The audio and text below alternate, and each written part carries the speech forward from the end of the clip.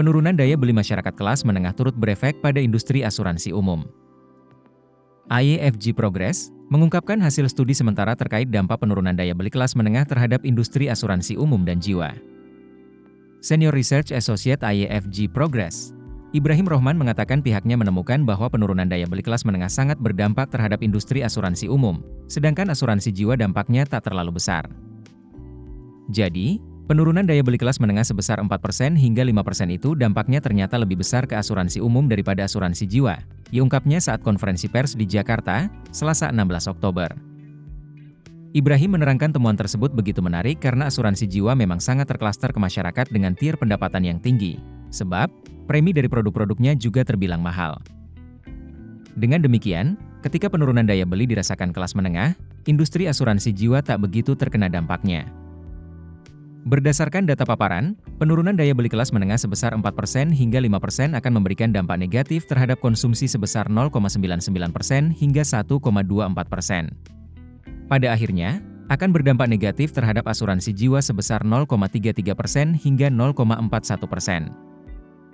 Kondisi lain ditunjukkan industri asuransi umum. Ibrahim mengungkapkan penurunan daya beli kelas menengah sebesar 4% hingga 5% akan sangat berdampak terhadap industri asuransi umum. Sebab, kelas menengah merupakan segmen utama dari industri asuransi umum. Sebut saja, asuransi properti, asuransi kendaraan bermotor, kecelakaan pribadi, hingga kredit, juga mengandalkan kelas menengah. Dengan demikian, Ibrahim mengatakan dampak penurunan daya beli kelas menengah menjadi lebih terlihat di asuransi umum daripada asuransi jiwa.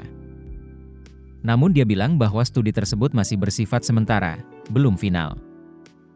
Berdasarkan data paparan, penurunan daya beli kelas menengah sebesar 4% hingga 5% akan memberikan dampak negatif terhadap penyaluran KPR sebesar 39% hingga 49%, penjualan kendaraan bermotor sebesar 65% hingga 81%, populasi yang tinggal di perkotaan 2% hingga 3%, dan penyaluran KWR sebesar 8% hingga 10%.